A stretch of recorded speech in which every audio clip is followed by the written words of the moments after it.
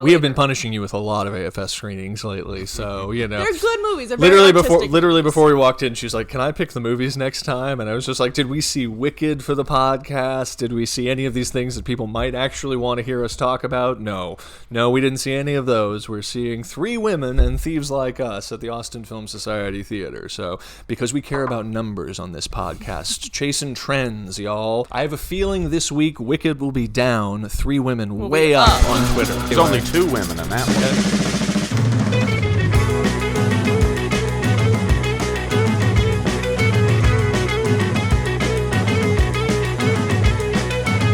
And we're back, everybody. Welcome back to another episode of the Crowded Theater Podcast. How are you guys doing? I'm Kyle.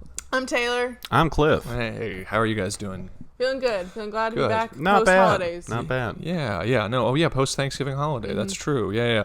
No, what did we do over Thanksgiving? We visited my parents. We ate a bunch of food. We visited both of my parents. Visited your parents as well in, your dad in Georgetown and your mom in Marble Falls, and then we went to Dallas. We're all over the state of Texas.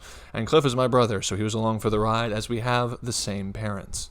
So your holiday looked similar to mine. Mm-hmm. None of us has been cast out or disowned yet. Yes, we're all still hanging out yet. at Thanksgiving. Well, let's see if we can facilitate some of that with what we say in this podcast. So I don't imagine there's too much controversy we can get into when discussing these 2 Robert Altman films from the 70s. 2 really good movies we saw this week. So this was kind of our Shelley Duval episode, our Shelley Duval tribute. Shelley Duval cross Robert Altman. Yes, indeed. But I say I'm going to give it to Shelley. Because this is weirdly 2 weeks away from when we did California Split, which is part of the 1974 series going on at the Alamo Drafthouse. And so completely unrelated, we did a whole episode about Robert Altman. We talked about all of his weird eccentricities. I'm sure we're going to get into plenty of them here as well. We talked about his weird audio recording, multi-channel audio recording in California Split. But these 2 Altman films, because Robert Altman and Shelley Duval collaborated 7 times on 7 different movies, the Shelley Duval tribute series, as Taylor counted during... You were actually keeping tally. You turned to me when they were showing the trailer for the series, and she's like, "Are all of these directed by Robert Altman?" And with the exception of The Shining, and they're playing Annie Hall. It was The Shining. It was her fairy tale TV series. Oh yeah. And then there was 2 other movies that I am drawing a blank on in this moment. But there was 11 movies total being played at the. There's 11 movies total being played at the AFS over the course of the next couple of weeks, all about Shelley Duval, R.I.P. Of which 7 of them are all the Robert Altman movies, which apparently are all of the movies that Robert Altman did with Shelley Duval. It's great for them to be showing those, plus 4 others that you should definitely go check out. Yes, including Popeye, which was one of them. Their final collaboration, which is an interesting film. But Robin Williams plays Popeye, and Shelley Duval was born to play Olive Oil, and she does in that. That is how she was born, actually. Yes. Roger Rabbit style. The olive oil drawing just came to life, and there was Shelley Duval. She does somewhat look like a cartoon. Well, we love... One of the reasons we love Shelley Duval is obviously we are all from Texas, and we live in Texas, and she is from Houston, Texas, and she is someone who, Cliff and I, you have an affinity for because of a show she produced and starred in the... whatever year she did that, but it was definitely on a hell of a lot in the 1990s. Oh, yeah. Fairy Tale Theater. Fairy Tale Theater, exactly. That's our first experience of so many of the classic fairy tales. Yeah, what are your memories of Fairy Tale Theater, Cliff? I just remember, Shelley Duval was the host, and I didn't know her as anything other than as the host of Fairy Tale Theater. Like LeVar Burton, I knew only of the children's... television aspect of the career years before I would see The Shining. Yeah. But it just went through all the classic fairy tales, very well acted with Shelley Duval and many actual Hollywood stars coming in to fill in the parts. And though it had a low budget, it faithfully told the stories in an entertaining way, certainly entertaining enough for a child. I haven't revisited it in years, but it's also you're reminding me of the fact, and just we'll get to our movies here in a second, but I'm remembering Cliff was a creepy kid who read Stephen King novels and all sorts of things, and we were rented a lot of horror movies, so we saw The Shining at a very young age. I mean, we saw that, and yet well before we saw The Shining, we already had established in our... Because I remember my first impression of The Shining is that man with the axe is coming after the nice lady from Fairy Tale Theater, which added a particularly, to put it in the parlance of your generation, Taylor, a traumatizing aspect to the experience of The Shining. But I do recall that fully, and again, now in the intervening 30 plus years, we have seen The Shining a million times, and I really have not seen any images from Fairy Tale Theater recently until we've seen the trailers at the thing, and so that image has sort of totally been supplanted by The Shining, and yet I realize now, just what kind of have been realizing as we've been revisiting these movies, that Shelley Duval was like a celebrity to us as children, well before we saw her running away from Jack Nicholson and reacting to an elevator full of blood and all that kind of stuff. What a weird childhood we had. And we had a subscription to Fangoria in the 3rd grade. It was fantastic. But Cliff, so do you remember anything about specific episodes? We haven't. I wish we had the chance to revisit it. Not really. I mean, I remember Jack and the Beanstalk in particular. Because of Giants. Cliff because loved of Giants. Giants. I love Giants. I also remember that the gag, when they cut the beanstalk down, the budget was clearly too low to topple an actual beanstalk, so they did some video effect where he chopped it once and then it kind of faded away with sparkles. Okay, yes, the disintegration of the beanstalk. So it really kind of deprived us of the big money shot at the end of any Jack and the Beanstalk story. Exactly. Yeah, no, I would like to revisit those, but the screening that they're doing is on Monday, which will be tomorrow since we're recording this on Sunday and stuff. But the movies we actually ended up seeing and getting the chance to see this weekend were awesome because it was 2 Robert Altman movies that I had not seen before. One of which had been strongly recommended to me, and the other one was an underappreciated classic that I was barely aware of prior to this that we got to see on 35mm, and that is Thieves Like Us, starring Keith Carradine and Shelley Duval, and Three Women, starring crowded theater favorite from our Carrie episode, Sissy Spacek and Shelley Duval.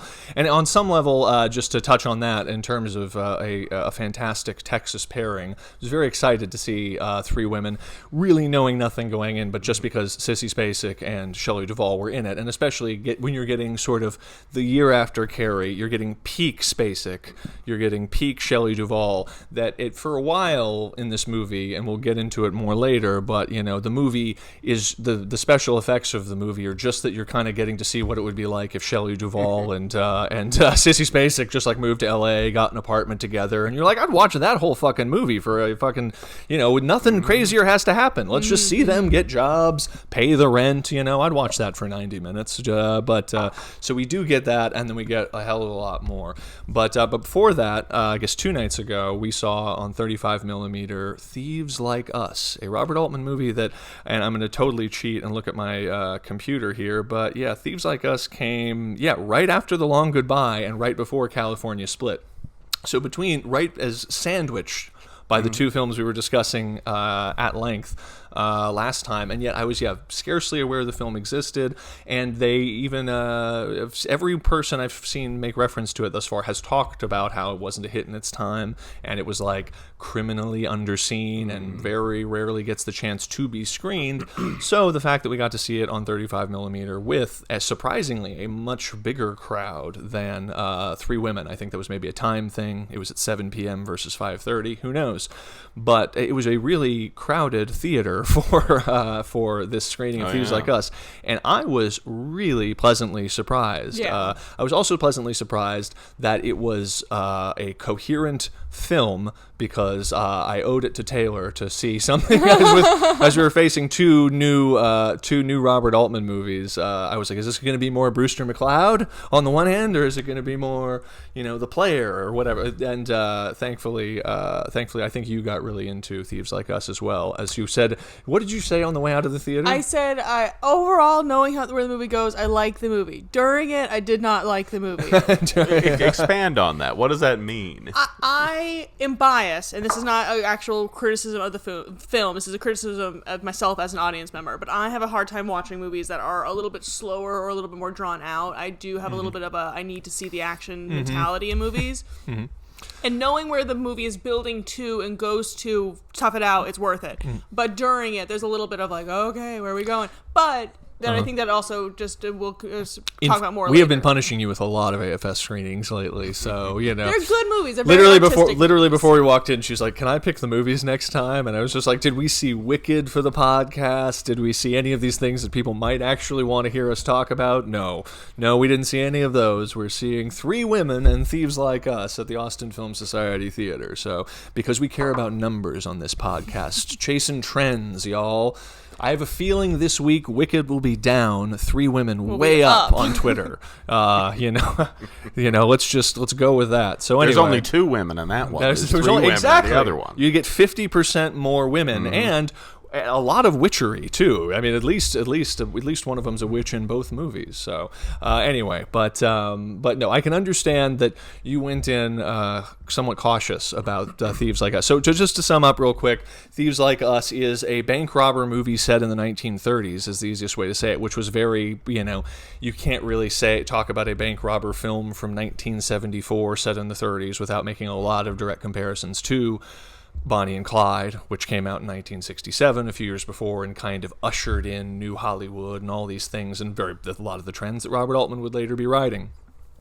But what's interesting about Robert Altman, and what's awesome about him, is he was super fucking old. It's like he was exactly his defining characteristic at the time. Exactly. Is that Robert Altman, because he was, what made him awesome is that he directed in TV for a long time, and then kind of his career in TV stopped because he was just liked to shit on producers and the work he was doing, and he was like the Katherine Heigl of his time. He shit on all of the work that he was doing, and it kind of fucked him over in the end. And so he's trying to transition into films. I think he gets fired off of some rocket ship movie.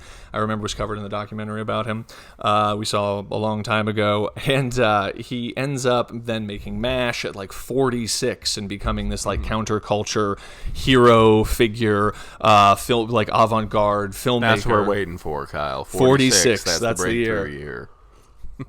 That's the year that I'll be on the Dick Cavett show when I'm 46 years old. Why is that relevant? Why is being old super relevant to this movie? Because he's seeing all of his peers, and he apparently expressed this, and even Lars, who did the intro at AFS, mentioned this, is that he's talked about how no one was getting the 30s right. And why could Robert Altman get the 30s right? Because Robert Altman was super fucking old. He was born in 1925. So that means when he was 10, and we made this direct comparison, how robust and saturated our idea of what the 1990s were, because I was born in 1985, 1995. The precise ratio exactly. of Robert Altman. Yeah, and that's not to make the 90s was your 30s. Myriad comparisons between Altman, but me and Altman, both great artists. So imagine if both alcoholics. Exactly. So it's like, imagine if some Gen Zer filmmaker is trying to make a movie about the 90s. Exactly. But he wasn't around Taylor. In the 90s. How dare you try and portray the 90s? We were like, you're not getting it right at all. Exactly. So. It's like, that's super bullshit, and like we're gonna ground it, make it like it really was, but it's gonna make way less money than the one that was more stylized, unfortunately. Yeah, no. And so Robert Altman, he's portraying the decade of his birth, and so it actually, and I just found myself, and maybe it's also because it was on 35, so there was a magical quality to it. I found myself, and the print looked fantastic, by the way. It was really good. I mean, I guess it doesn't screen a lot, so the print looked really good. And I found myself just sort of falling into a sense of presence in the 30s that, in a weird way, I could make even direct comparisons to a film like, I don't know, The Godfather or something like that, but where I felt almost more present in the decade. And I think that it's part of how there was a unadorned ease to and sort of verisimilitude to all of the production design and costuming. I mean, the obvious comparisons being like Shelley Duval versus Bonnie and Clyde, Bonnie and Clyde set in the 30s looks like it's set in the 60s. all of that kind of stuff. But also, the film is saturated in radio. It's saturated in the same way that later on a lot of the other kind of metatextual, cool, hip filmmakers in the 90s, like Quentin Tarantino, would saturate his films in the pop culture of its time, the media of its time. Like Once Upon a Time in Hollywood is drowning in the radio of the 1967. The film has an almost constant presence of like commercials, and not like just music and stuff, but like TV commercials, announcements, things. I mean, what would have been the backdrop to Robert Altman's media-saturated 1935 childhood. And you can even see there's a character of a small boy who's constantly setting off firecrackers and seems kind of rambunctious. And what's the one standout fact that we definitely know about the 1930s as experienced by Robert Altman? Coca Cola. Coca Cola. Fucking everywhere. Coca-Cola. Everywhere everyone's drinking Coca-Cola. There's Coca-Cola on billboards. The prison is sponsored by Coca-Cola. Yeah, it is funny. It's funny because Coca-Cola makes appearances in both this and Three Women, and you have to wonder if Coca-Cola was really trying to get onto the boat that they missed with with Last Picture Show, because famously Last Picture Show was going to capitalize on sort of 50s nostalgia. Peter Bogdanovich just a few years before, and wanted everyone to be drinking Cokes and use Coca-Cola. We remember because. And we heard this from Peter Bogdanovich's mouth. Years ago, when he was still alive, not after he died, Wild. He came to speak at the original Alamo. He did this whole series back in the day where Cliff and I got to see Peter Bogdanovich on stage for like 4 different movies, telling stories about like fucking Howard Hawks and John Ford and Orson Welles, and screening a bunch of his movies. He told the story about how he really wanted to use Coca-Cola as an important part of the iconography of that movie. Coca-Cola, because it was a dirty film where Sybil Shepherd had sex. They did not sign off on the clearance for Coke, so instead they used what was at the time a very regional Texas soda, or a regional Southern soda, Dr. Pepper. And if you watch Last Picture Show, and so Peter Bogdanovich said this on stage. He said, because Dr. Pepper signed off and Coke wouldn't, he said, I wanted to make sure there was fucking Dr. Pepper everywhere. And so if you watch the film, everyone's drinking Dr. Peppers, opening Dr. Peppers, Dr. Pepper vending machines in the background, appropriate to the era of the 50s, etc. And it actually was part of what helped Dr. Pepper break through and become a national brand. So anyway, and so like this is Reese's Pieces exactly so many years later with E.T. With Reese's E.T. Pieces and Yes, E.T. yes, Cliff explained that. Everyone Well, knows the short it's version. basically the exact same story played out 50 years later or whatever, not but like 20 years later, maybe even less, 15 years later. I don't do math. With E.T. Trying to, Steven Spielberg or whoever was the producer on that, trying to get M&M's to sponsor it. Because, of course, as we all know, watching E.T., the trail of Reese's Pieces that E.T. follows is iconic. It's an important sequence. It's actually a central item of discussion at the forefront of many of the scenes.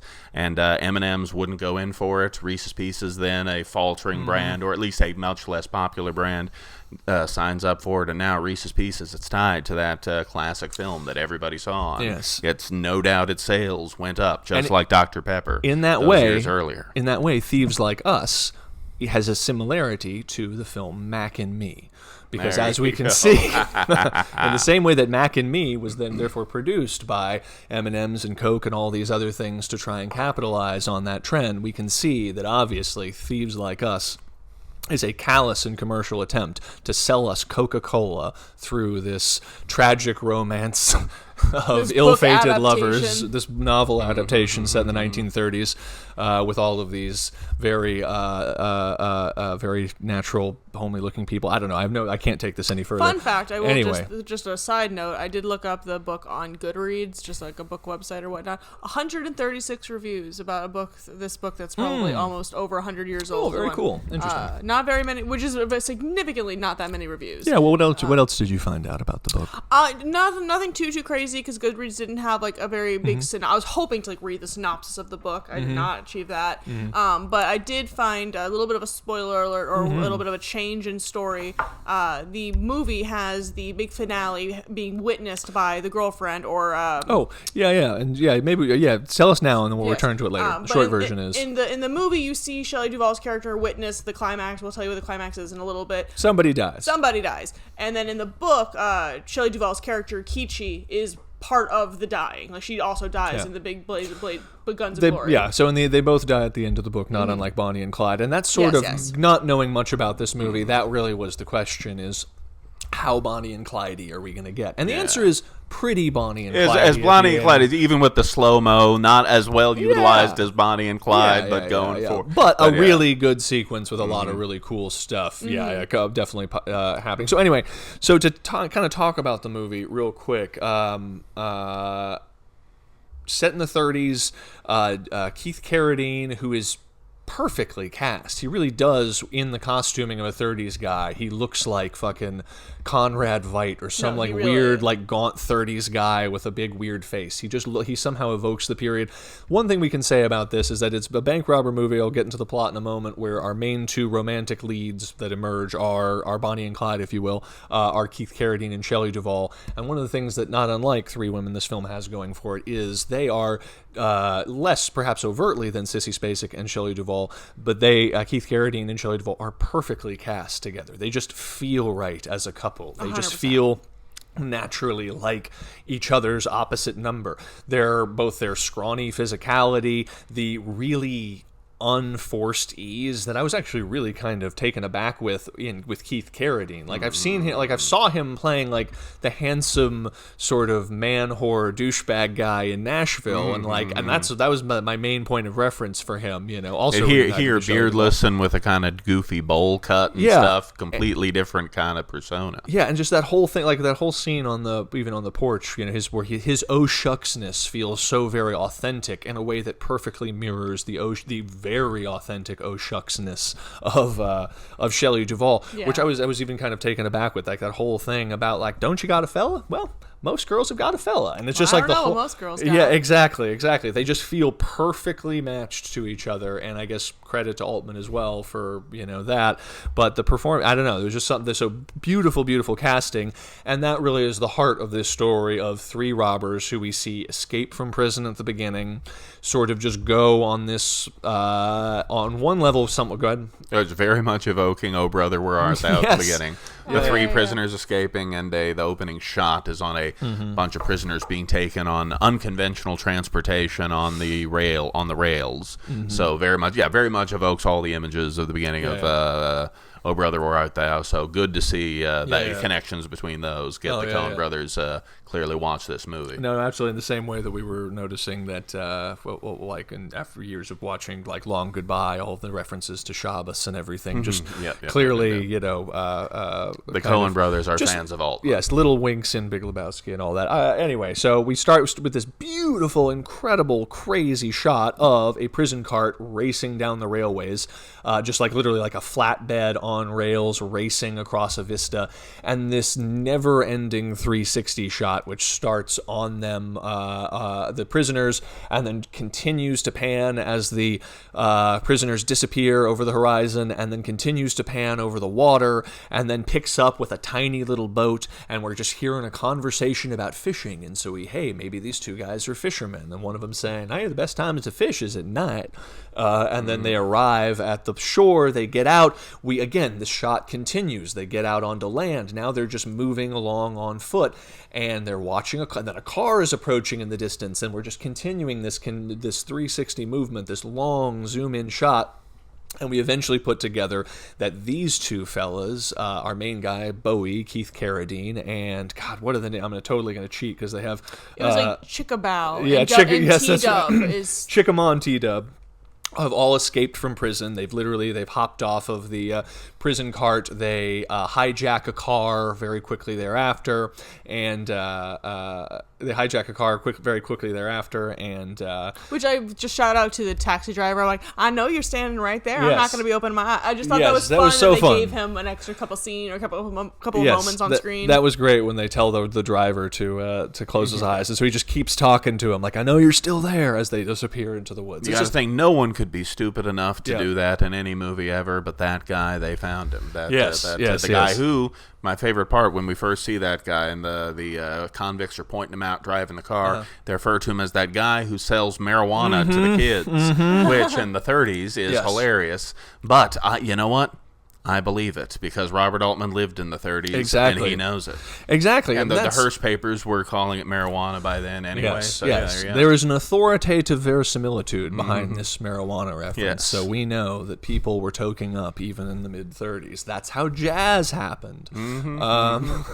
Anyway, but I know, just so a really fun opening, and then the guys, our three convicts, move along, end up shacking up behind Tom Skerritt's place, and then moving in with Nurse Ratched and her kids, and some girl who looks like Fay Wray, and it just was a whole. Anyway, the guys are hiding out. They end up meeting Keith Carradine, who is sort of our innocent, youthful among the other two guys who are significantly older. One of them middle-aged, and T-Dub is elderly and uses a cane and has one of his feet is bad.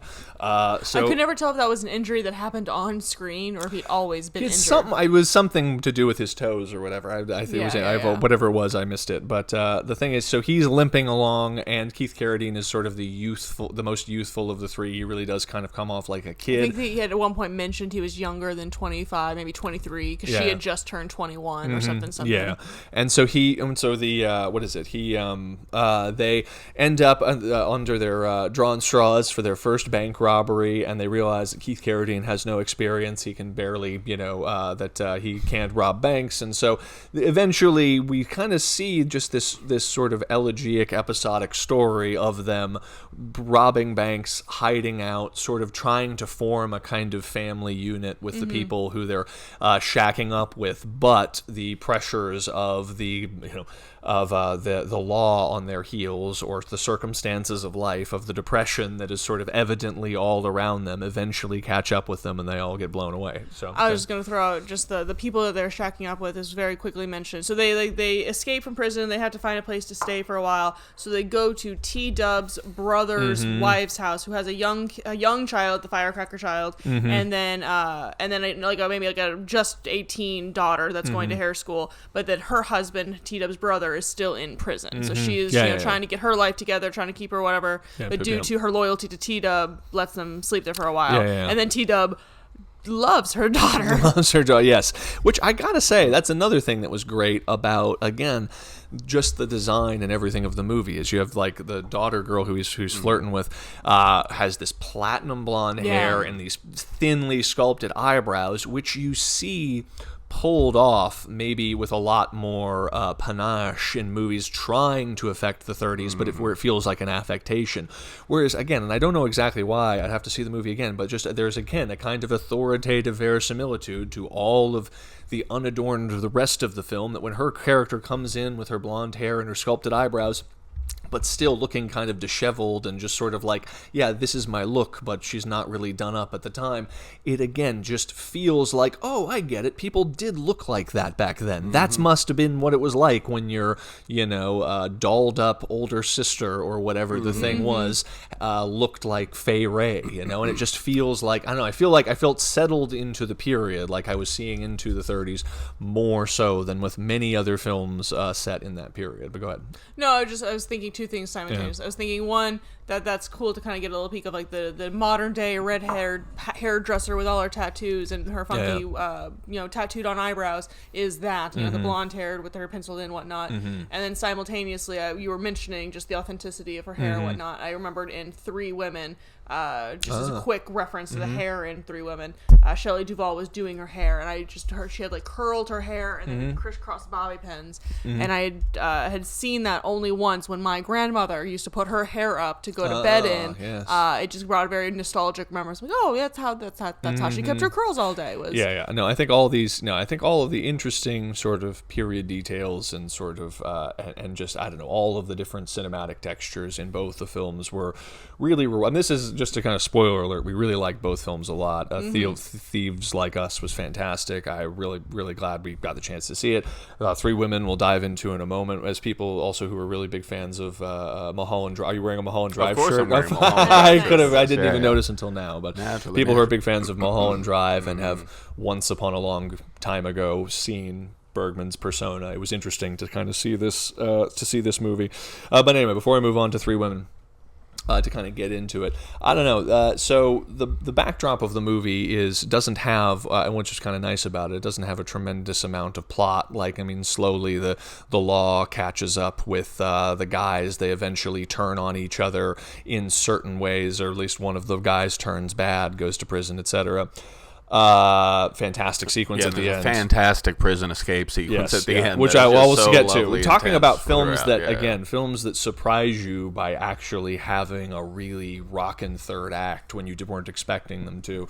We were kind of talking about that with the second half of Something Wild last week and everything. I was very surprised. As much as I was enjoying the movie, I really loved it. I love the prison break scene and all the kind of energy at the end. I really fell in love with the movie even more. I'm surprised you say that, and maybe it's just a quick phrasing. But when you say that he turned bad, I just feel like each three had their very subtle characterizations throughout the whole time, and I feel like Chickamau's character, fun name, I feel like his character was always kind of the black sheep. You know, like, whereas, for sure, You know, I can't think. He was the Wayne Grove of this movie. He was the Wayne Grove of this movie, to a reference to Michael Mann's Heat. That was the blonde name. Yeah, Bowie is our main Keith Carradine guy. No, what's interesting is Chickamau was that guy that's the guy who played Painless and MASH, and he's been in a bunch of the Altman movies and stuff. His name was Painless? He was the dentist in MASH. Okay. There's a whole everyone has fun nicknames in MASH because it's set during war. But he's in a bunch of different Robert Altman movies. I think he's in McCabe and Mrs. Miller as well.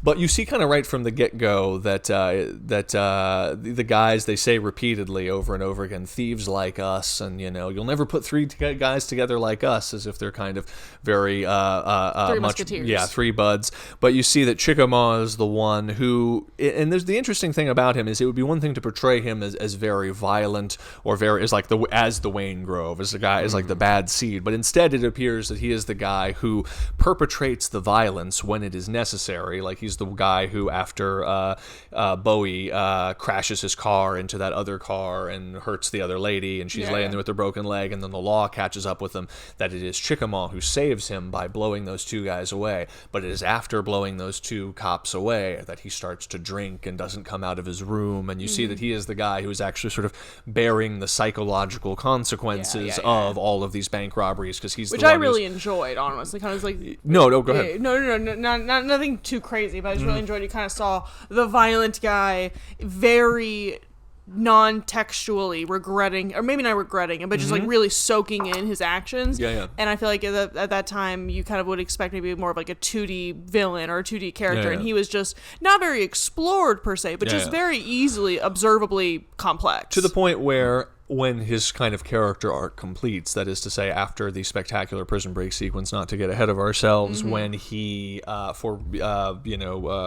he kills someone he doesn't need to in order to get out of the prison, and he does so just sort of spitefully. And he was going for a button. Is that what you said? He was going for a button. The guy, the character that shot on, like the bank teller that he shoots. No, not that character. Not even remember. No, because he shoots the bank teller. But remember, after the prison break. Sorry, we'll kind of get ahead here for a minute just to complete the Chickamau's character arc. No. He kills the warden of the prison. Right. You're right. That how the prison break, and so Thieves Like Us, fantastic movie. We'll get into the wonderful romance between Shelley Duval and Keith Carradine in a moment, but it ends with a fantastic sequence where T-Dubs they found out that the fantastic character of T-Dubs, who, by the way, T-Dubs was the cross-dresser in California Split, if you remember. Oh, really? He's That's so yes, funny. he was also in Brewster McCloud and a bunch of other things, but I recognize him now that you say that. But it's so funny coming off of California Split, seeing got him. the gang back together. Yeah, that's right, exactly, getting them all back together.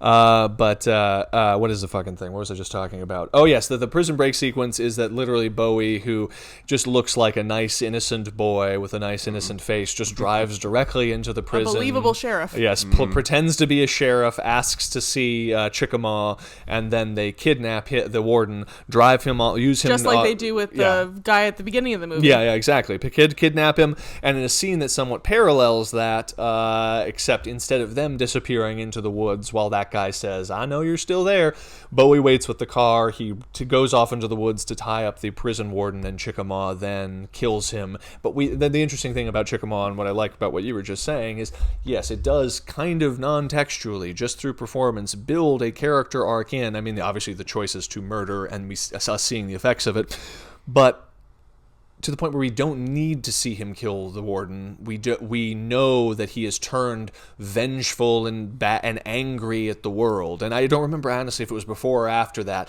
when he's like spitting with venom to Bowie about how they write about you in the newspapers, but not me. He's just very angry at the world, and we see that the violence he has perpetrated seems to have darkened his soul to the point where now he just wants to inflict more violence and harm. And so Bowie kicks him out of the car and drives off, and presumably he is taken again or whatever, and who knows? But he sort of leaves him angry and kind of screaming in the road. But you can't really talk about where Bowie ends up without kind of going back and talking about his romance with Chi-Chi. Yeah, Chi-Chi. Shelley Duval, the sort of... Or Kichi. Kichi, there we go. Yes, the daughter of a very curmudgeonly, very drunk Tom Skerritt in this movie. Yes. And she's taking care of them, housekeeping, develops sort of a casual romance at first with Bowie, the Keith Carradine character, who, again, feel like perfect foils for each other. They're just weird and skinny looking, and they just fit. They fit. There are two people who we want to see together. And then what happens? What happens with them after they get together? They have a little bit of a kind of a flirtation, spark forming when they are talking in like the cola shop, and then I believe something happens where you have the situation where they get into the car accident and Chickamau shoots the officers, and they have to go to this like safe house. It's a different house, and while he's recovering, oh, that's right. Yeah, she's actually literally tending his wounds when they finally fall in love. Yeah, that's right. That is right. No, that's a good point. Yeah, no, he gets in a car accident, hurts someone. Chickamau has to mow down two sheriffs in order to... They're also agreed to not be with each other for a month. And because I remember the reason why he leaves that situation was because, like, hey, it's the day we agreed to meet with each other is, like, tomorrow. So I have to leave. But eventually we get into a place where they have consummated their relationship. He's hiding out on his own, separate from the other guys. We get the sense very much that they are both having sex for the first time when they sleep together. When she's looking after him, she's finally goes from being annoyed with him to offering to stick around and keep him company. They eventually kiss and etc. And there's a fantastic sequence where you see them just sort of figuring out and feeling out the rules of sex in a fun way, where it happens off screen, where you see them initiate lovemaking, and then you see them laying in a great moment in bed afterwards, where she's blowing the smoke rings and he's laying there, and then them slowly figuring out that they can just like, are you tired? Are we supposed to be tired afterwards? I don't know. Like I might be conflating a couple of the moments. We're not supposed to do it all the people time. Say you're supposed to be tired, but I'm not feeling tired at all, implying that he wants to do it again. Them doing it again, then it does the whole beat again, where you see them laying there afterwards and figuring out they can do it again, and then that gag gets returned to as they sort of form a domestic relationship, like a domestic situation where they're sort of playing husband and wife with one another, and later on where I think at some point they make love in the middle of the day, and she's like it's like, aren't we supposed to wait until nighttime? And he's like, no, I don't think so. And they really do feel like kids who are trying to figure out the rules of when they can and can't, which also of course anticipates the fact that she eventually gets pregnant and all sorts of things that come later. But really the movie, though, the heart of the movie, where when I kind of remembering back thinking upon it, is like, that relationship when it fully crystallizes, them living in their kind of domestic situation, her in the bathtub getting up with her incredibly rail thin body in that one scene, and then kind of knowing, because this is a gangster movie, that this relationship is fated to end tragically. And so the question is the how, is like, if it does happen and it does end tragically, is it a good ending? All of them except Baby Driver. Yes, exactly. It's the only one. I guess he goes to there might be he goes to prison. I think that's the only weird one. Where anyway, go on. This is very interesting. Suddenly had to change gears and think about Baby Driver for a second. But so he dies. He's going to die tragically at the end of the film. Will they both die tragically? She's now. So anyway, they eventually go shack up with Nurse Ratched again, who doesn't want to have him around. Because at some point between now and then, T-Dub died. And so now her obligations to him, she feels, have been like, okay, well, die with him. Exactly. You're all on your own. Yeah, exactly. And we see our kind of POV character, the rambunctious, tiny, Robert Altman-like kid setting off firecrackers firecrackers kind of in the background of all of those scenes.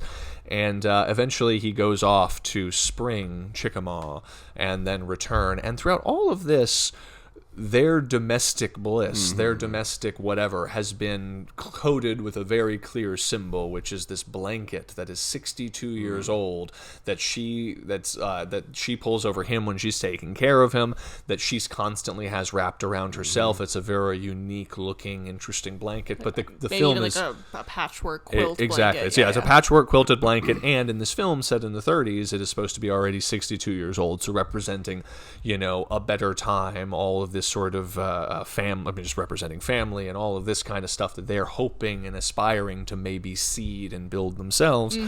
And I mean, they really are putting a lot of visual emphasis. I mean, Robert Altman's putting a tremendous amount of visual emphasis on this blanket. Like when she runs out into the rain, she has it wrapped around her. When she's grumpy with him, she like completely pulls herself under this floor. blanket. And so the question is, the film is almost posing this question about this blanket. And so, how do you have a guy die tragically in a hail of gunfire, less than a decade after Bonnie and Clyde, and still make it kind of cool and unique and meaningful? And I think the film really does pull that off well, because at a moment, with a cadence that you're not anticipating, very surprising. Yeah, Shelley Duval gets up to go get a Coca Cola. She's constantly drinking Coca Colas, though she doesn't understand why her stomach hurts. She's pregnant.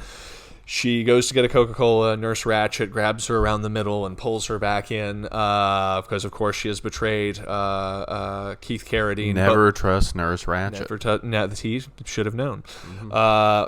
Pulls in, spoiler alert. But what I like about his death scene is that he goes into the house. They don't show any of the violence of his death itself. They just show the house being, shot with 1,000 shotgun rounds.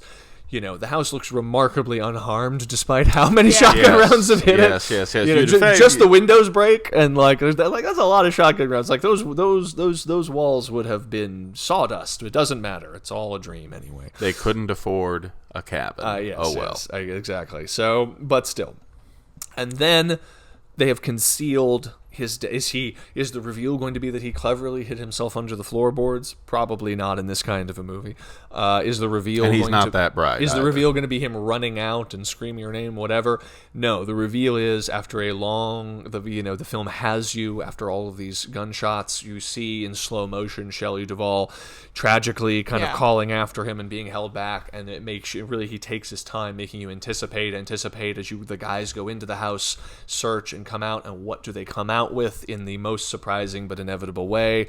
They come out with his body, but in order to carry it, they have wrapped it in the 62-year-old familial quilt. They have wrapped it in the now blood-soaked and tattered and mud-stained dreams that they had for familial bliss, which actually got an audible gasp from a woman behind us. I don't know if you heard or remember, but when it was revealed of the being pulled out in a blanket, a woman behind us literally goes...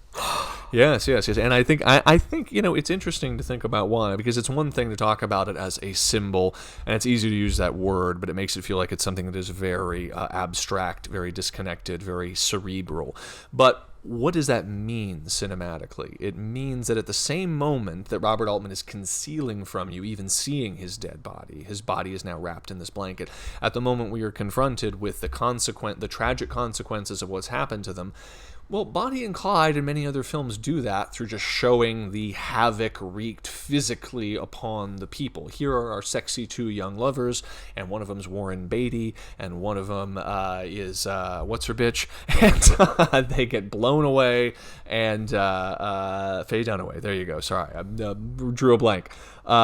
They get blown away, and that is the extent of the consequences that are wrought. It is wrought physically upon them and their bodies, and we don't have our cool, sexy heroes anymore. In this film, he takes it a step further, and I would not surprise me because it feels very literary in nature that it is pulled from the novel, though perhaps it is not, because it also feels very cinematic in nature because it is set up just visually, but it's also set up textually, the blanket.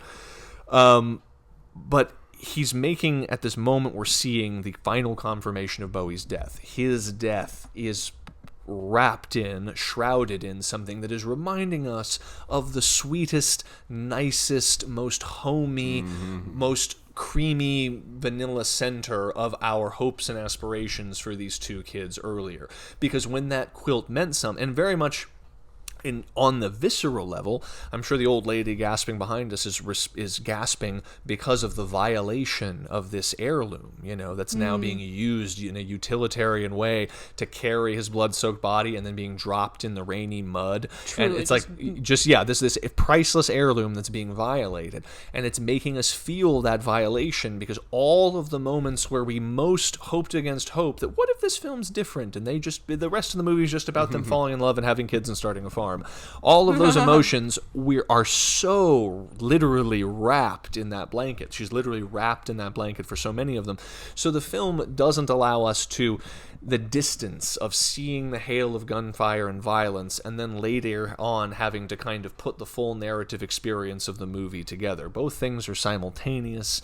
It is textual in the sense that we know what the blanket is and what it means in a very literal sense, but it is very, very visceral. The family heirloom is violated. Their sweetest, most innocent hopes of having a baby and starting a family and all of that have now been dashed in a hail of gunfire. So much more has been lost than just 2 bank robbers being killed, just 2 kids being killed. So much more potential has been extinguished. And then we have this final scene where Shelley Duval is waiting to go to Fort Worth, Texas. Woo! Back at it. Waiting on a train to go to Fort Worth, and she's kind of invented a whole story about her husband has died of consumption and that she's still pregnant, but she clearly has a lot of rough feelings about him having lied to her so much, and so she won't name her kid after him, et cetera, et cetera. And yeah, you see so much of the consequences beyond just the violence wrought on their bodies. Just like, man, we were rocking and rolling. Well, because another aspect of that was that she wanted him to leave the job or the life or the whatever, and he was kind of in a way toying with her, not intentionally, because he did want it, but he also wanted the crime, the thrill, and all of that. And so part of the lies was that he did lie to her, and part of the betrayal, or part of the reason why he was able to be betrayed was that he had lied to her saying that he was going to go visit his brother or something, and instead went to go bust out Chickamauga. So there was layers for to sure. all of it. No, absolutely. I don't know. I really like this movie. I feel like we should switch to talking though about our second feature. Yes. Also starring Shelley Duval, 3 women. But just as a quick wrap up on Thieves Like Us, really good movie, really great tragic ending. I don't know. I just was really taken with it, and check it out if you can. Hopefully it'll screen more. Absolutely. Yeah. But then the next night we saw 3 women in a slightly less crowded theater, but with a good turnout. I thought it was kind of about half full. Earlier screening In the day. It was a 5:30 screening on a Saturday. It's a little bit of a weird. I think there's probably more opportunities to see 3 women. I've noticed it screened a couple times up to this point. But this is the one, though, that I was aware of. Many people have recommended this film to me, which I get because this feels a bit more contemporary. Which is interesting.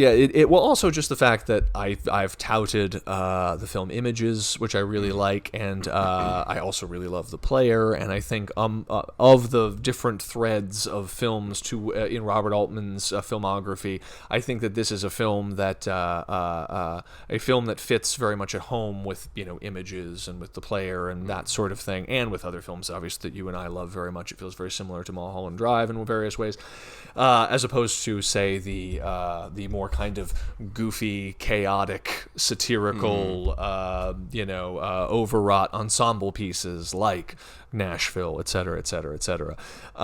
So this was a film, 3 women, 1977, Star Wars. It was the Star Wars and this film up against each other. Which one was going to take the box office? And it was close, but Star Wars eked out 3 women in the end. This is the year after Carrie, Sissy Spacek coming, still looks exactly like Carrie. We just saw Carrie in a big screen. There's even a couple of moments where she was in a bathroom. I'm like, and now she's gonna bleed. And she's gonna break the mirror with her mind. But I was very delighted to see that she was in full bug nuts mode right from Carrie. She was acting very eccentrically, very crazy right from the beginning, and I was very happy about that. I didn't know which version of Sissy Spacek we'd get in this movie. And what you mean? It's the crazy one. That's the one we like. Absolutely. And what kind of thing we appreciated about Carrie was just Carrie, though, think often about her playing, Sissy Spacek playing this mousy character, how incredibly dynamic that performance is in Carrie, that goes from the mousy character to her really kind of becoming a more mature, almost older character, which we'll return to in a moment within Three Women, older character over the course of the film when she starts dating Tommy, and then ultimately plays this crazy, expressionist kabuki demon at the end of the movie, with her hands pointed out to the side and her eyes wide, and just this completely different physicality. So it's this incredible dynamism just over the course of Carrie, which also is on display here 1 year later in Three Women, as she will also be required to kind of play the same character at different ages, as she is very childlike. So to try and sum up the plot of Three Women, I think a lot of people often refer to the fact about its making, which I've heard now more so than any summation of what the film was actually about, which is that this is the movie that came to Robert Altman in a dream. And that the idea, and this is the same thing that my friend Patrick Hoy had told me when recommending the movie, as he said that Robert Altman had not dreamed about the story for Three Women, but just dreamed that he was making a film called Three Women, and that starring Sissy Spacek and Shelley Duval, and then he woke up from his dream, and because the 70s were fucking crazy, man, he could still get money to make that movie. That shit ended real quick after that, for several years for him, but then he was back in the 90s, super strong. Anyway, he gets money to make this movie that is largely improvised and, explored, where, again, it is called Three Women, though it primarily features two women, but that disjunction, like many interesting disjunctions in Robert Altman movies, begs an interesting question.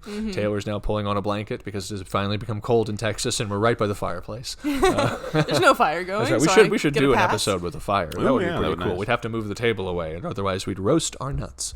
Your nuts. That's right. So in the third woman, played by, what is her name? Rule. I'm good with faces. I don't do names. Not seen her before. No. No, so she was in a slightly older actress from we've seen her in older stuff, but Janice Rule.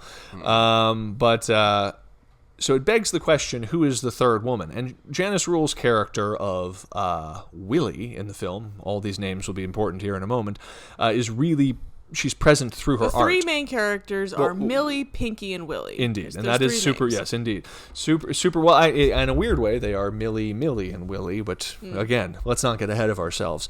Willie's presence in the presence in the film, the third woman, played by Janice Rule, this witchy Stevie Nicks kind of looking lady in a hat. And a big pregnant belly. And a big pregnant belly is present through the art that she paints of strange lizard people, lizard men raging around all over like the bottoms of swimming pools and other things and stuff. So you can tell they're lizard men because you can see their large penises. You can see their large lizard penises, exactly. Just like, which is funny that we say that because the one immediately thinks of our episode on Creature from the Black Lagoon, and literally the film evokes the image of Creature from the Black Lagoon when they shoot Janice Rule's character. One of the first times she is observed by Shelley Duval or Sissy Spacek from her apartment window, it is through a fish tank next to the Creature from the Black Lagoon, which is a little figure in the fish tank, but it's shot in such a way so that it's standing over her. And man, there is a lot of water image in the film where water has to do with birth and has to do with dream, all sorts of stuff. So let's but just to get into it for a second, on the surface, no pun intended, the surface of things, the film is about Sissy Spacek plays Pinky, a girl from Texas who has just shown up, who is very childlike and innocent, to a old folks rehabilitation clinic where they literally, again, in another swimming pool, another watery thing. Shelley Duval so go ahead. It is an elderly day spa. Yeah, there you go. An elderly day spa wherein Shelley Duval works basically walking old people in a circle around a swimming pool. Hot tub. And as we meet them, we are introduced to Sissy Spacek, who is supposed to be trained by Shelley Duval. And for her starting her job there. They are both from Texas. They have various eerie similarities that connect them. But the main thing the movie is putting energy towards during this period is that the film is intensely being seen through Sissy Spacek's POV. Like, all the shots, all of our introduction to Shelley Duval, it is all lingering shots of Sissy Spacek's eyes and reacting to, and then following in long lens panning shots Shelley Duval as she walks around the pool. If Shelley Duval were a man, this would be the cinematic language of she clearly has a big crush on this man, you know. But what's interesting is the film uses this language, and you could say, oh well, is there like a subtext that she has some sort of weird lesbianic crush on Shelley Duval, maybe?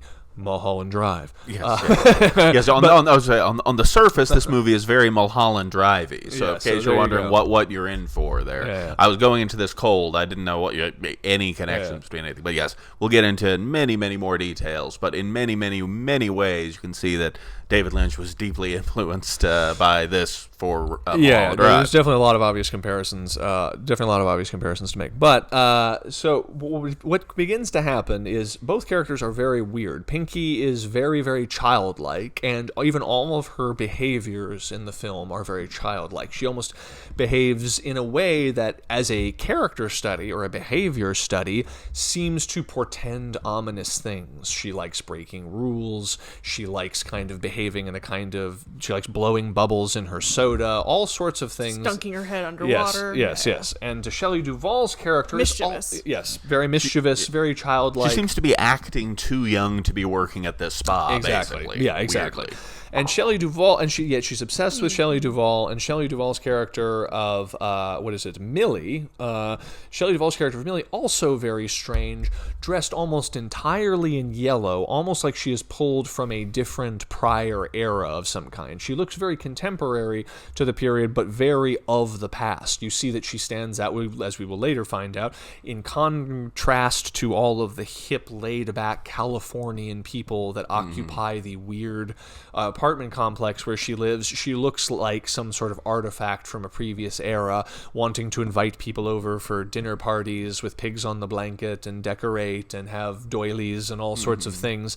She appears to be, a little out of step with her time. But, as Sissy Spacek expresses in her infatuation of her, she's some sort of idealized version of herself. She just says, oh, I think you're the most perfect person in the whole world, and I just want to be... together. Exactly. I just want to be just like you, but we're fine. But the world that these characters occupy is a weird one, where her favorite hang, Shelley Duvall's favorite hang in California nearby, is a place called Dodge City, a weird, anarchic, like decaying bar / kind of amusement area that's very Western themed, with a broken mini golf course and dirt bikes out back that are perpetually running and bathing everything in kind of the roar of engines all the time, where that is owned by Janice Rule's character of what is her character's name? I'm getting all confused. Willie, as we find out.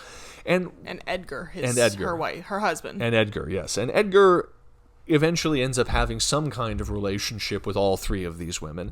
And we very quickly, after we get there, we begin to realize, as we find out, that Pinky's name is not in fact Pinky, but her name is Mildred. And at which point... She hates it. She hates the name Mildred. Exactly. She hates the name Mildred. And Millie is a little taken aback by this, as we find out that Millie's name is, of course, Mildred. And so we have Mildred, Millie, and Willie. And, of course, Willie is very, very close to Millie, just with one letter turned upside down, as many things get turned upside down in this movie. And so the film starts out almost like, single white female or so, like something like that. Like, one girl has a strange and ominous obsession with this other girl and wants to be her, and starts breaking rules in a kind of defiant way that, if we're viewing these all as just adult characters interacting with each other, builds tension through just us wondering, what is her fucking deal? Because she, as soon as Shelley Duval leaves the house, she steals a key, opens her diary, reads the diary, wears her clothes, breaks all sorts of rules. Shelley Duval comes home, picks up her shoes. We're kind of watching the film almost in this like paranoid thriller way. Up to a certain point where we're also noticing Shelley Duvall's character is trying to pick up a man at the hospital, a nice doctor across the street. She has lunch across the street at the hospital every day. It's twice as expensive, but she's trying to, sitting at a table full of handsome doctors. Table full of handsome doctors trying to land a man that she eventually hits a point of frustration when she tries to have a nice dinner party, and all of the people who, of course, who literally show up and drinking beer and carousing and then drive off to go to Dodge City in this weird kind of hellish version of Los Angeles they live in, have no respect for the dinner party invitations that have been so graciously invited. We ourselves are shocked when we see what Deirdre looks like, which is a very grandmotherly name, and we see this sort of brassy woman with bouffant hair crammed into the front seat of a loud pickup truck with 3 beer-drinking guys, and we realize just how out of place Shelley Duval is in all of this. And these are and just to kind of take a step back, these are the really weird and unsettling dynamics of the film, is that in order for the film to work in a way where, the deep subjectivity of the film is constantly shifting around in a disorienting way that is pulling the rug out from under us and what our perspective is supposed to be on these characters and the world that they occupy. And initially this happens in a disorienting way, but it ultimately is in a very, very meaningful and ultimately overtly meaningful way by the end of the film. That is to say, within the early parts of the film, we do see Shelley Duval through the eyes of Sissy Spacek. She seems to kind of have her shit together. She's writing down recipes. She's, she has an apartment. She's very tall and she's very pretty and well put together, and so we do have this kind of idealized version of Shelley Duval in our mind, but we're seeing odd disjunctions, like all of Shelley Duval's co-workers ignore her. All of the people who live around her think she's kind of a joke. All of the men who she's trying to attract at the hospital kind of snicker about her behind her back. The idea that she is as oddly fit for California as Texas, she is as oddly fit for California as Sissy Spacek is. They talk about they're both from Texas, but Shelley Duval says she doesn't like Texas, implying some darkness that we're unaware of. Which again, to cut through the bullshit for a minute, what we're getting here is that the film starts to do various surreal things. The girls start to somewhat swap clothes. They start to somewhat swap behaviors. We forget there's a moment at the middle. Oh, no, I want to build to that for a moment, but I want to set that up with some meaning here for a second. So after the dinner party reservations are rejected, I'll tell that moment first and then we'll get into it. But after her dinner party reservations are rejected, she goes and she violates the sanctity of marriage as this Edgar fellow, this ne'er-do-well cowboy who's constantly... But Willie is pregnant. Well, that's what I was about to say. He's married to Willie, who is pregnant, and so when Shelley Duval returns with Edgar, Sissy Spacek intervenes and literally says to her, don't do this. Yeah, says don't do this. Willie is pregnant, blah, blah, blah. This seems, again, to their conventional morality, this is not a good thing to do. Shelley Duval is then very mean and cruel and not unlike a daughter, tells her to go sleep in the living room because she has a gentleman caller. And once that has happened and she has slept with Edgar... And if you so much don't like it, you can just move out. You can move out. Sissy Spacek wanders outside to this very surreal purple apartment complex they live in, where the swimming pool is also painted all across the bottom with the weird lizard people painted by Willie. She jumps from the second-story balcony into the water and drowns herself / hits her head or something, thereby entering into a coma, from which, after she awakens from this coma, she behaves in a radically different way. She behaves in what is a more sexually aggressive, more mature, not unlike a kind of angsty teenager hitting puberty. Shelley Duval, after she babies her and takes care of her through this coma, and she emerges, she is now playing the role of the dutiful mother who is overwrought, trying to rein in the behavior of the rambunctious teenage Sissy Spacek, who has gone from adoring her and wanting to be like her and wanting to be with her all the time to suddenly on the other side of this threshold that's been crossed, sleeping with the married man, sending her out, and this coma, now suddenly wants nothing to do with her and wants herself begins a flirtatious relationship and affair with Edgar as it emerges. And so, to cut through the bullshit for a minute, what begins to emerge as we get deeper into the movie and the fabric of reality within the film begins to somewhat break down as we enter into the third act, we get lots of strong indications of the lines between these three women who have the same names, Millie, and Willie, are the same woman at different phases in her life, or different or let us just say they are merging and changing, and it slowly begins to explicate this idea that perhaps we're looking at three different women one woman at three different stages within her life, in the sense that we have they are all in relationships with the same man. So what were we going to say? No, I was just going to say, we were talking about when she first woke up, and I agree with your interpretation of her being a rambunctious woman. But if you wanted to look at it as like an adolescent, teenager, we could also see it if you looked at it just contextual of what you see in the movie. What she had been doing prior to that was reading Millie's diary. The way that she's acting when she wakes up from it is exactly what because Millie is also kind of idealizing herself in this diary every night. She writes in this diary, it's writing things like, I'm making this one man wait. Oh, he can keep asking, but I'm going to make him wait, etc., etc. And then when Pinky wakes up, she's acting like that version of Millie. So, and Millie may even be getting very insecure of like, and literally even saying things like, I need my life back. Of like, she is not only being the Millie that Millie wants to be, but she's getting it from actually Millie's own words, and it is going out and doing things with the guys that Millie is writing about.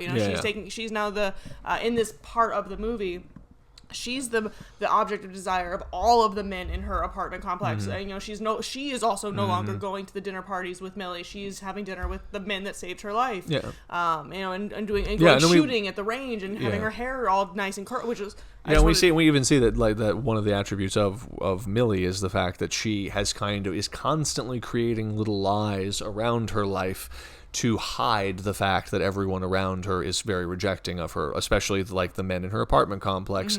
And she says, when she frames it to Sissy Spacek, she says, he's constantly asking me out. I'll go out with him after he gets over that cold. When he actually crosses the courtyard of the apartment, he says, what is the thing? She says, oh, how's that cold? And calls after him, and he doesn't even look back and just coughs real quick. While he's lighting a cigarette. Yeah, and we realize, of course, that everyone is avoiding her, but she is creating for Sissy Spacek, for herself, and perhaps, yes, in her diary, that is a very good point, a kind of idealized version of what her life would be, so as to not kind of face the harsh reality of Los Angeles around her that's of constantly confronting her.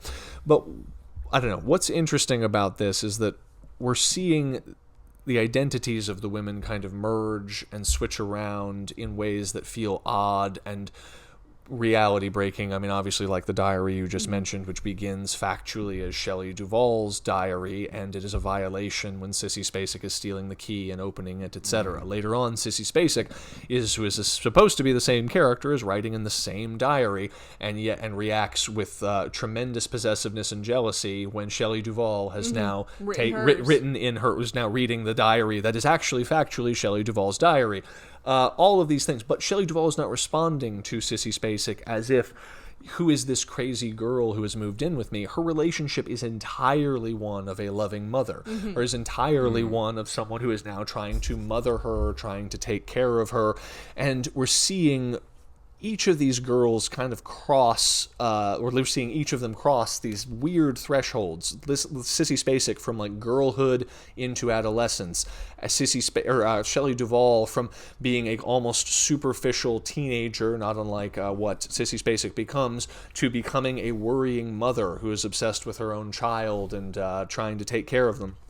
And then finally we see, and most mysterious and ominous of all, kind of imbuing the whole movie with its oddest cinematic character, is Janice Rule's Willie, who has almost no lines, is only observed, and kind of has to be the third woman in the movie, you know. She's so the we're only other exactly. female. I mean, there's other females, but they just kind of pass in and out, and there's so much mystery around her.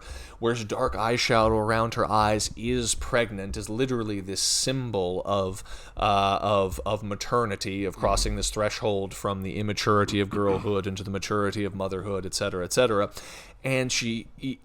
And most mysterious of all, and again, this is something that, not unlike the blanket and the other thing, and to a far more conspicuous degree, the film puts so much cinematic time and emphasis into, are the paintings of Willie, who is, again, only seen not interacting, not talking, not whatever, but painting these rage-filled lizard men on the walls of Dodge City and on the pool, the swimming pool, the very womb-like, embryonic, fluid-like, we'll get into all the water stuff, pool that Sissy Spacek throws her into is entirely covered on the bottom with images of these raging lizard men with penises and raging lizard women with pregnant bellies. And go ahead. Just as a quick, on that same note, the image that is on the bottom of, because she's painting one pool in the back of Dodge City, but then the pool that she painted years ago is the actual pool at their hotel.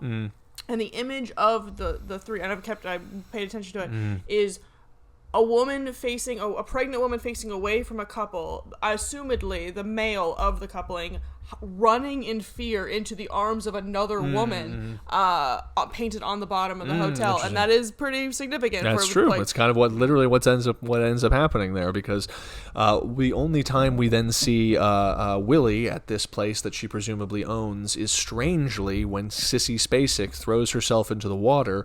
Willie shows up literally out of nowhere and just starts screaming for someone to come and help.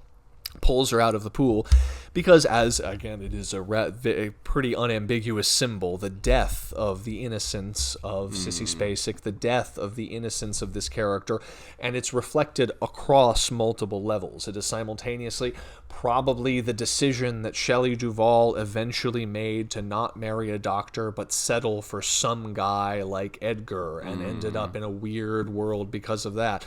The potential implication of the dark past that Shelley Duval was trying to forget, maybe, some sort of untoward, incest or something like that happened in the family, some kind of violation because of the innocence of Sissy Spacek. Forced outside, she throws herself into the pool and splashy splash. And then she literally enters a death state. She's in a coma where, just in case you didn't get the point, Willie shows up and Shelley Duval show up. Well, what about? Just in case you didn't get the point. Just the fact that you then see them reflected in these double panes of glasses where each of their faces are then split into these refracted double faces. And again, Willie, the witchy woman who doesn't say anything, has dark makeup around her eyes. She is watching. She looks clearly older than the other two women by at least a couple decades. She and yet is pregnant, and she is the one who clearly seems trapped in a sort of unhappy relationship with this Edgar guy.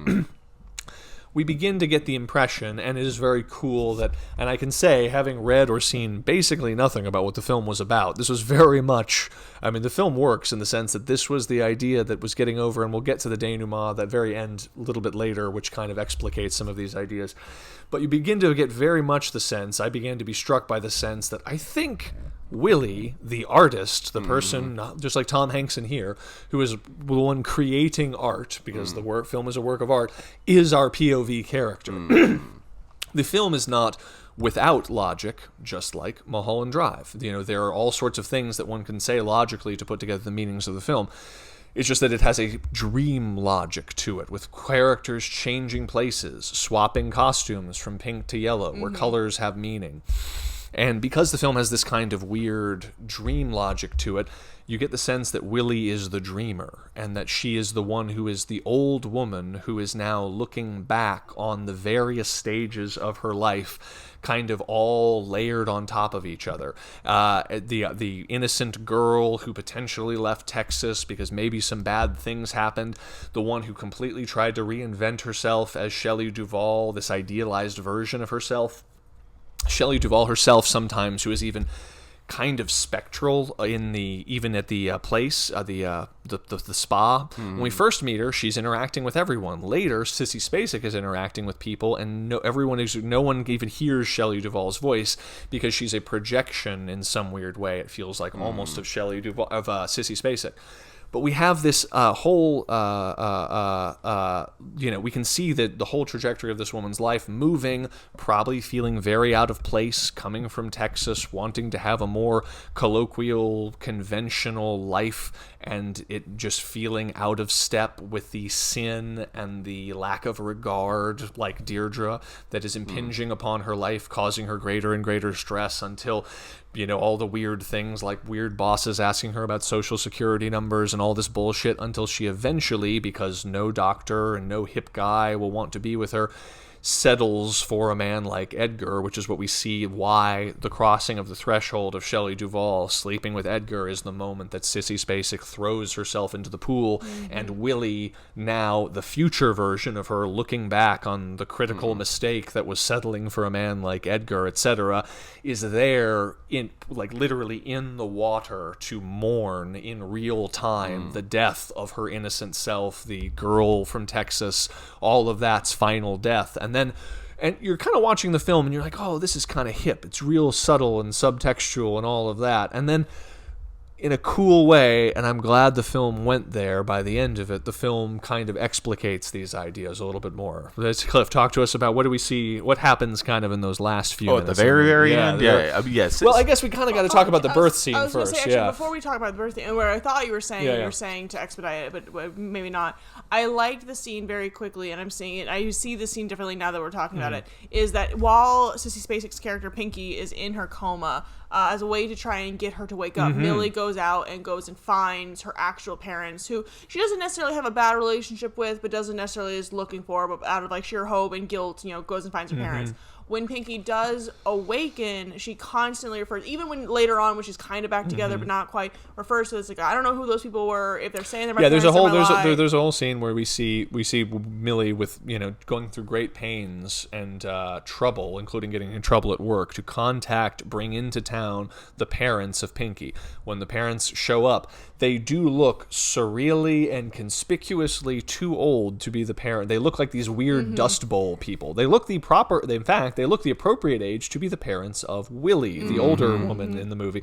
And Willie, of course, also, not that she's that old, but also looks a little conspicuously old to be pregnant for most of the movie as well. So we're seeing these weird conflations.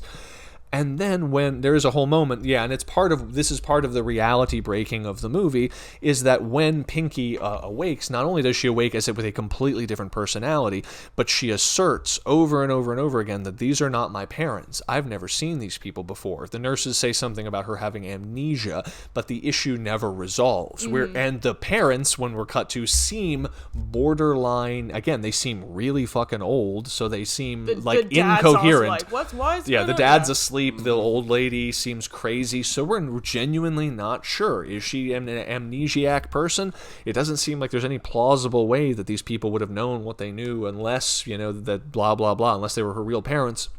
But the reality of the film begins to break down in a way where it begins to demand of the audience that you begin to look for meaning. It begins to demand of the audience that you begin to ask, what is the logic connecting these different parts of the films together? And the film is giving you lots to work with in the fact that the characters are clearly color-coded with lots of colors, the repeating paintings of all the lizard men, and perhaps most conspicuously of all, the water imagery, which persists throughout the film. As we all know, water is used in a lot of films to represent kind of the difference between the conscious mind and the subconscious. There is what we think about, there is that which is above the surface, and then glacially there is that which is hidden deeply below.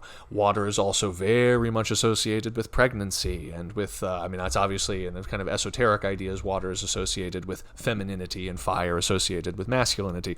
But you have this idea that water is embryonic fluid, it is controlled by the moon, which, is also linked to the menstrual cycle. The film is really you putting the entire thing into the reason I'm teeing up all these ideas about water is the film literally at certain points in scenes where water doesn't even exist is shooting. Remember those silly things you used to get when you were like that you could get out of like a Sharper image catalog and you would like tilt them and they would have like two kinds of fluid that were different colors and they would do little waves.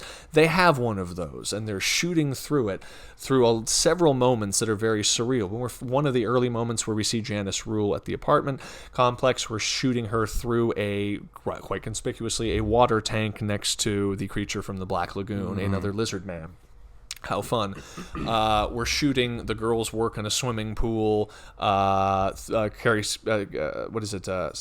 Carrie.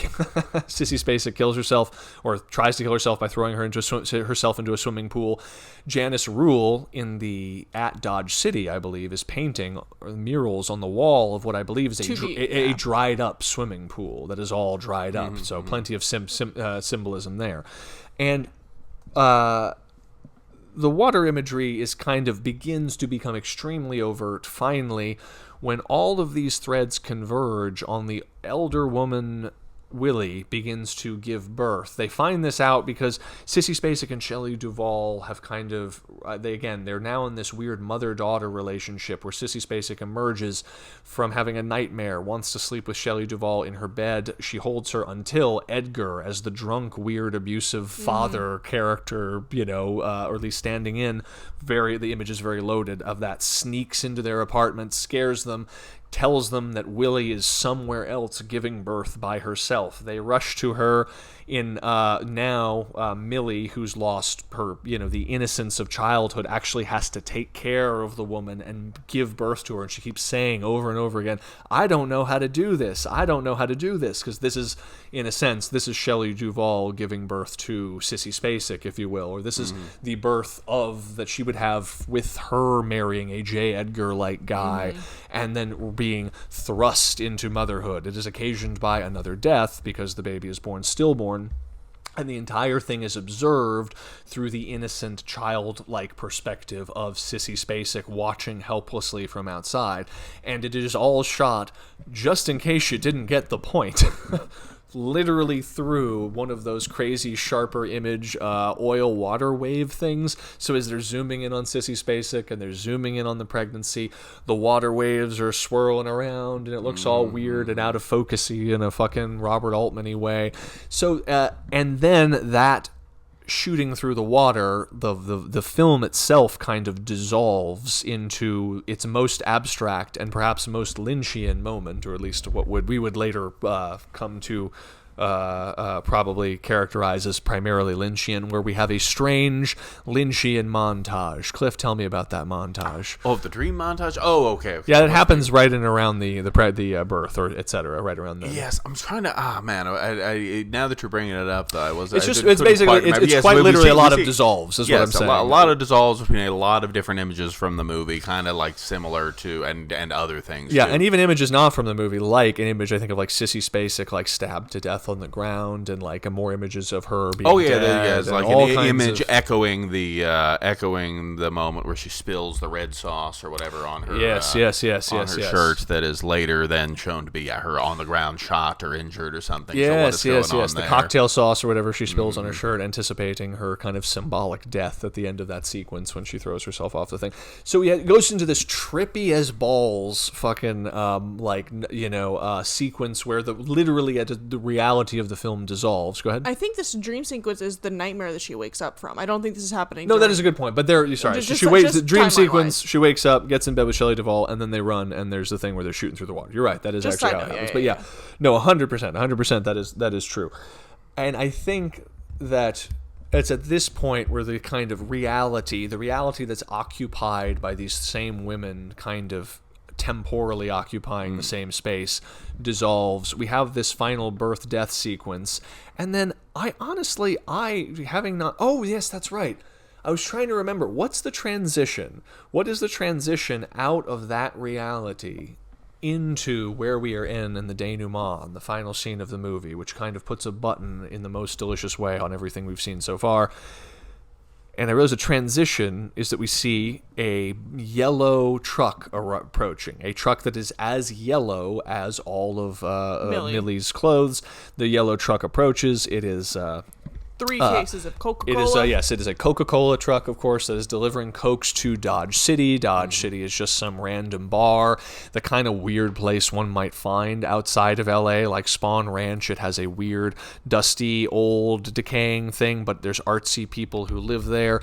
Anyway, they arrive, they find, as if restored from the first part of the movie, an even more childlike Sissy Spacek, who says, when they bring the Coca-Colas in, is chewing bubble gum, sitting behind the counter, says, "Oh, my mom needs to sign for that." She pokes her head out of the window, and there we see Willie, or at least we see someone who is dressed as Willie, costumed as Willie, wearing Willie's dark eyeshadow, symbolic of the POV character of the film, wearing Willie's witch-like hat, painting Willie's paintings, but looks up, and it is, of course, Shelley Duval.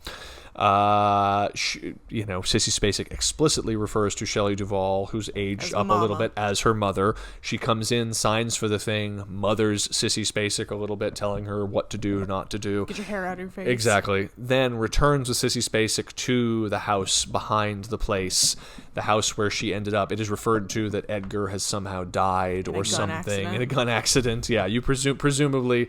There is yet another layer of death involved. And then when we finally get out to the house, we see, in quite explicit terms, we see Janice. We see the person who we have previously would have recognized in a very Wizard of Oz-like way as Willie is Shelley Duval's mother, presumably the grandmother of Sissy Spacek.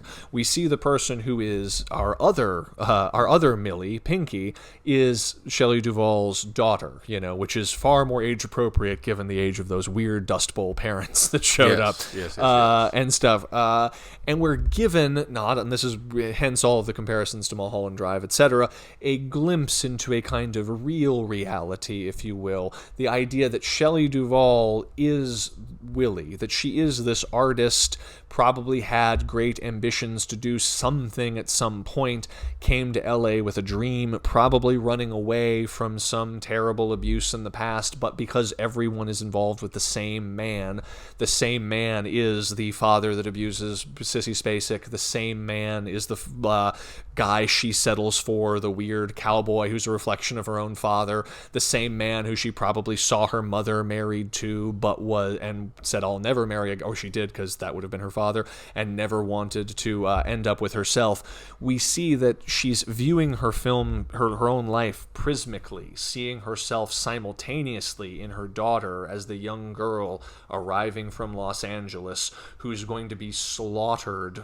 by Los Angeles, literally killed in the swimming pool by the loss of innocence that she was sort of been fated. And we can see in the very haggard and no longer joyful face of Shelley Duval that she, as Willie, that she has lost that innocence. And then we see her also projecting herself into the body of her own mother. I mean, you can view these things from a lot of different ways, but one of the simplest ways to view it is merely that this older woman with, when she looks out the window, who she sees painting paintings and with a hat on her head, she sees herself as her mother. And at the same time, we understand, maybe for the first time, she's having empathy for whatever it was that caused her mother to settle for the kind of man that she ended up settling for in that circular, cyclical way.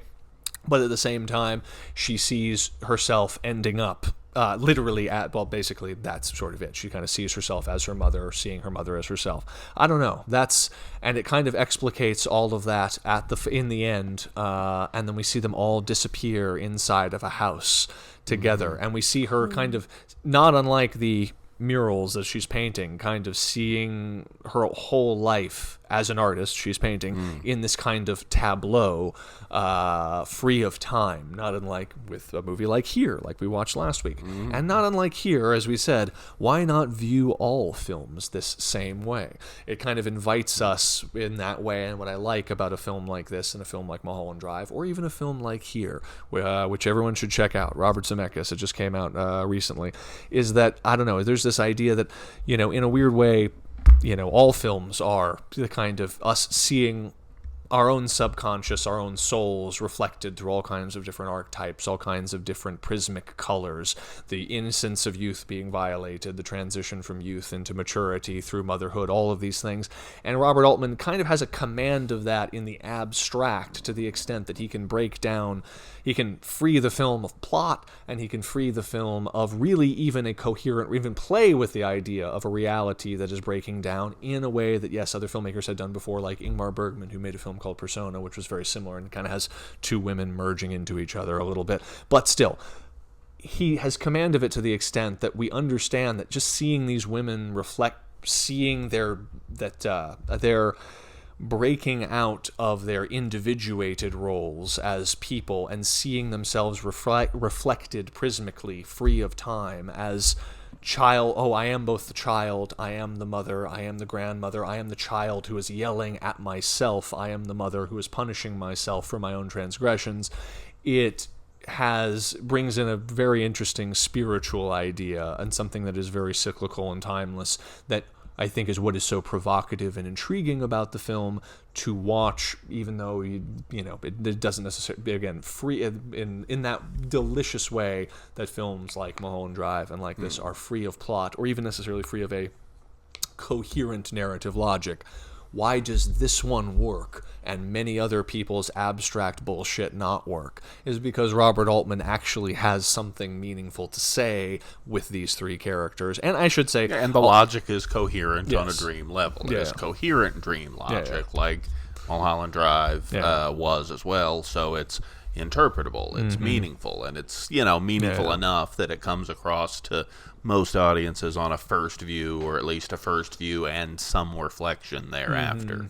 No, for sure. You hear people talking about it afterwards, about trying to figure out what was the meaning of what and whose, and they'll get there. Yeah, absolutely. Taylor, what was your take on Three Women? Now that we're, I went into Three Women having already kind of known the synopsis of it, but I still feel like it really surprised me. I really Shelley Duval as an actress is really growing on me. So Sissy Spacek, this is my second Sissy Spacek movie next to Carrie. So both of their performances were both very ominous and kind of very, more so Sissy Spacek's, but like it was just very, what's the right word? They kind of just floated through the screen. So they had their own personalities, they had their own characters as they were slowly developing throughout the whole story, and I very much wanted to see where they were going with it. I really liked I was going to say that Shelley Duval apparently picked out all those clothes and decorating things and built that whole character in the same wardrobe. in the same way she did with Nashville and all of the crazy clothes she wore. And apparently part of the discovery of Shelley Duval by Robert Altman was the fact that she just, in addition to looking very striking, was that she was dressed very eccentrically as well, and like was the girlfriend of some artist or something like that in Houston. Had the big twiggy eyelashes, which are apparently hers, and she wears them in Brewster McCloud, etc. But yeah, just had an incredible sense of how to dress herself in a surreal and striking way, including I love her banana getup that she emerges. So they're like weird, like early 1960s modern banana outfit she emerges from to go to the poolside zip up thing. It is a very surreal movie. She's dressed as a banana. I think this also is a great movie to kind of show just how much a hairstyle can change a whole character. One thing I noticed about Pinky, the Sissy Spacek character, the first third of the movie, she always has her hair up in a braid. Her hair is always done in a very much a schoolgirl style. And as one of the big characteristics of her post coma is that her hair is always wafted. Her hair is down for the first time, and she really looks like at what you would picture of being like an LA superstar model of that time. She really, absolutely. And I think they take advantage also of the same thing that they did in Carrie, which is she has freckles on her face, which you can see in the early parts of the movie, and all you have to do is put a little bit, which make her seem very childlike, and then the moment it happens in Carrie, it happens in this, you put like a little bit of makeup on her on Sissy Spacek's face, all of a sudden she just matures and like ages by 10 years. And that is also her performance, but it also gives it that otherworldly feeling where you feel like the actor has just sort of has just sort of, I don't know, has transformed. So just a quick mention of the wardrobe too is like the first chunk of the movie you see Shelley Duval with a lot of stomach exposed, a lot of like crop top shirts and like skirts and whatnot, whereas Sissy Spacek's wearing like full outfits, full dresses, or like shirts tucked into her pants, etc. And then again on that shooting range scene, she's wearing the crop top. You see her stomach, her bell bottoms or whatnot for like the 70s or whatever era this movie's supposed to be in. But it just really leans into different styles, which I thought was very fun. Yeah. No, I think that's what I think was just cool is how much the design of the film just. Again, I've only watched it once, but so I don't.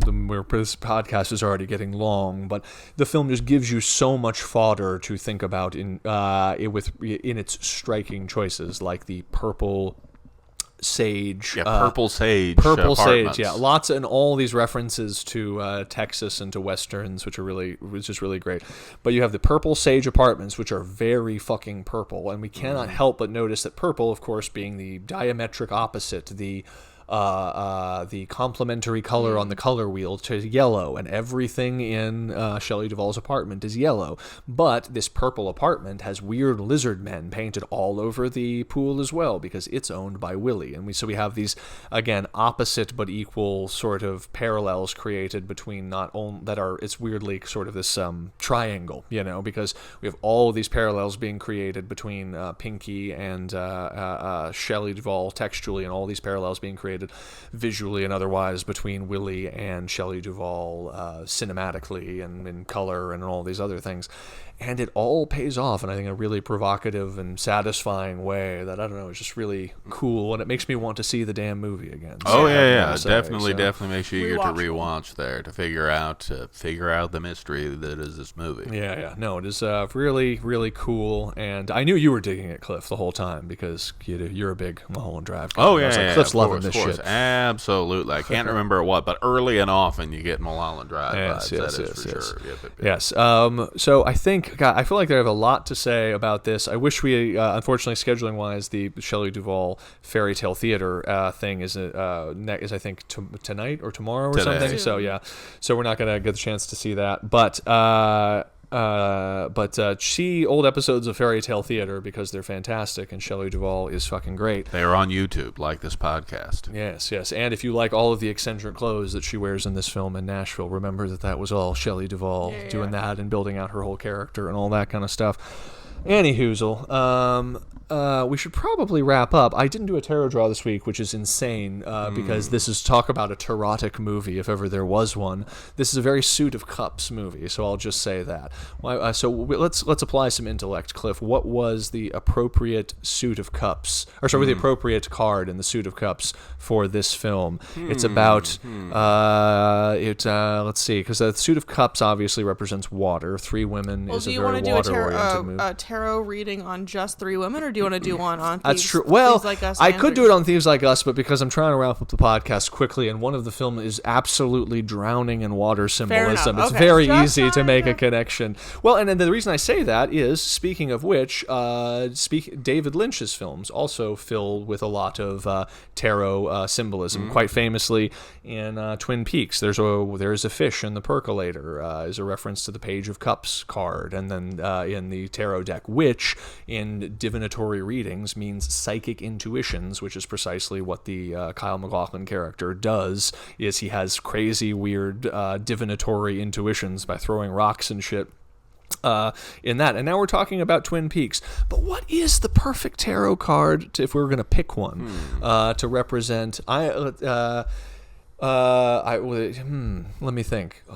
So Suit of Cups for sure. So we've got the two that's balanced. We've got the three that is about. We got a heck of a lot of yellow too. So that means air. Interesting. So what is the? Well, I'm just saying we got a lot of water here. We got a lot of water. But you have like the air of water. The Prince of Cups represents the air of water. That is true. Maybe it's a Knight of Cups movie. Who knows, Cliff? It's a very Scorpio. That'd be the Fire of Water. There you go. In a weird way, it is kind of, because it's about all these raging emotions. So we've decided that this film is the Knight of Cups, just like the film Knight of Cups by what's his name? Terrence Malick. Yeah, Goddamn. something like Speaking of that. Texas filmmakers.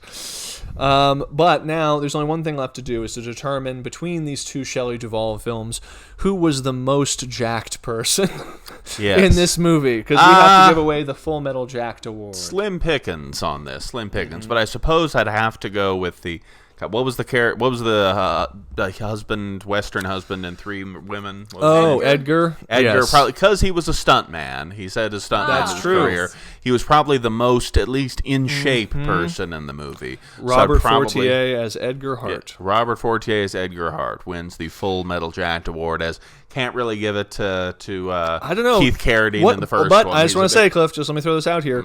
Chickamauga as an alternate. Chickamauga has I a was assuming gigantic you'd go head. Chickamauga. He does have a gigantic head, and he's certainly very beefy. He's beefy and has a big head. I'm going to let you give it to whoever you want, but let's at least give an honorable mention. Honorable mention to Chickamauga. He has Definitely a just largest head. giant canned ham for a head, and we need to acknowledge it. So, which is why he was in so many movies. So, I feel like we talked in plenty of circles about both of these movies for a while, and I have no idea how long this podcast is, but it's been going for a bit, so we should probably wrap up. But all right, so we've determined that Robert Fortier as Edgar was the most jacked person between these two specific Robert Altman movies, and I think you can take that to the bank. So if anyone ever asks you who is the most jacked guy in three women, you will know. Gun to your head. Gun to your head. Yeah, I think having Arnold Schwarzenegger in The Last Goodbye, The Long Goodbye. and The Long Goodbye kind of made up for all of the jackedness absent from the other movies in the 70s. Perhaps he vampired all of the jackedness out of the other films into that one role. In fact, I think pretty much any Robert Altman movie, we should be able to default just give it to Arnold Schwarzenegger. Give it to Arnold Schwarzenegger in The Long Goodbye. Yes, not because it that carries over to this movie. Exactly. He's just that jacked. Cool. All right. Well, then, this has been fun, everybody. But until next week, I am Kyle. I'm still Taylor. And I am still Cliff. And we will see y'all at The movies. The Crowded Theater. In a crowded theater. In too. a crowded theater. Yeah, we'll figure it out eventually. We don't Go have a team. whole sign off yet. Later, everybody. Bye. Bye. There was a great No, it is. I was just, no, I don't